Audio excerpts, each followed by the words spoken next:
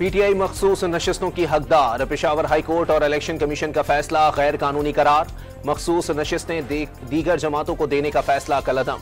Supreme court के full court ने महफूज फैसला सुना दिया। 13 में से 8 जजेस ने दरखास्तों के हक में और 5 ने मुखालिफत में फैसला दिया। फैसला जस्टिस मंसूर अली शाह ने पढ़कर सुनाया। पीटीआई सियासी जमात थी और है। इंतखाबी निशान वापस लेकर किसी जमात को इलेक्शन से बाहर नहीं किया जा सकता। पीटीआई 15 दिन के अंदर खवातीन और मखसूस नशिस्तों के लिए दरखास्त दे। इलेक्शन कमीशन तस्दीक करके मुताल्लिका अरकान को सियासी जमात का रुकन करार दे। फैसले का इत्तलाक कौमी और तमाम सूबाई असम्बलियों पर होगा। सुप्रीम कोर्ट का फैसला।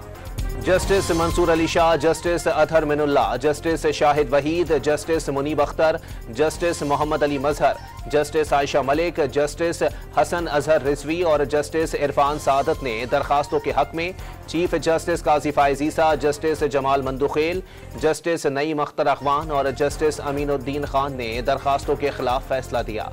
इलेक्शन कमीशन ने पीटीआई के अरकान को निकालकर फैसला दिया। गलत तौर पर पीटीआई के उम्मीदवारों को आजाद डिक्लेयर किया। इलेक्शन कमीशन ने अपनी जिम्मेदारी पूरी नहीं की। इलेक्शन कमीशन दोबारा मखसूस नशिस्तों की तकसीम करे। पीटीआई अरकान पर किसी किस्म का दबाव नहीं होना चाहिए। चीफ जस्टिस काजी फायज ईसा का नोट। जस्टिस याहिया अफरीदी ने सुन्नी इत्तेहाद कौंसिल की अपीलें मुस्तरद कर दी। आजाद उम्मीदवारों ने कागजात में तहरीक इंसाफ लिखा। इन्हें आजाद नहीं कहा जा सकता।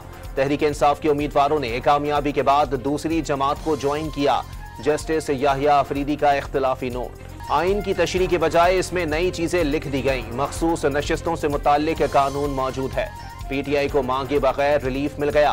केस में फरीक तक नहीं थी।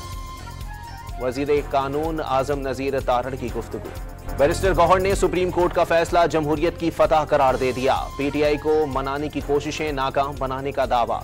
शिबली फराज का हुकूमत के खिलाफ जिद्दोजहद जारी रखने का ऐलान। लतीफ खोसा का इलेक्शन कमीशन से मुस्ताफी होने का मुतालबा। जमात इस्लामी का मखसूस नशिस्तों पर सुप्रीम कोर्ट के फैसले का खैर मकदम। इलेक्शन कमीशन इस्तीफा देकर घर चली जाए। अमीर जमात इस्लामी हाफिज नईमुल रहमान का रद्द अमल। इद्दत निकाह केस में सजा के खिलाफ अपीलों से मुताल्लिक फैसले की मोहलत का आज आखिरी रोज। इस्लामाबाद की मकामी अदालत में समाअत जारी। खावर मानिका और उनके बेटे का वीडियो बयान अदालत में चलाया गया। खावर मानिका के वकील के दलाइल जारी। लाहौर हाई कोर्ट में हसास इदारे को फोन टैप करने की इजाजत देने के खिलाफ दरखास्त। अदालत ने दरखास्त लार्जर बेंच की तश्कील के लिए चीफ जस्टिस को भिजवा दी। दरखास्त में अहम कानूनी नकात उठाए गए हैं। केस की समाअत के लिए लार्जर बेंच बनाया जाए। अदालत का नोट। लाहौर में मूसलाधार बारिश, नशेबी इलाके जेर आब आ गए। सड़कें और गलियां नदी नालों का मंजर पेश करने लगी। ताजपुरा स्कीम में 203 मिलीमीटर बारिश रिकॉर्ड। पानी घरों में दाखिल हो गया। मकीनों को शदीद मुश्किलात का सामना। इस्लामाबाद के मुख्तलिफ इलाकों में तेज हवाओं के साथ बादल बरस पड़े। रावलपिंडी में बारिश के साथ झालाबारी।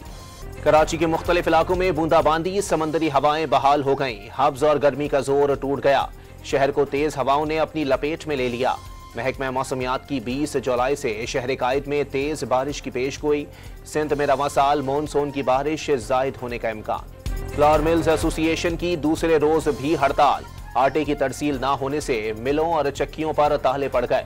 मुल्क भर में आटे की किल्लत के खदशात पैदा हो गए। फ्लावर मिल्स एसोसिएशन का विद होल्डिंग टैक्स के खात्मे तक मिल्स और चक्कियां बंद रखने का ऐलान। और अमेरिका में शदीद गर्मी की लहर ने 28 जानें निगलनी। मुअम्मर अफराद बेहोश होकर गिरने लगे।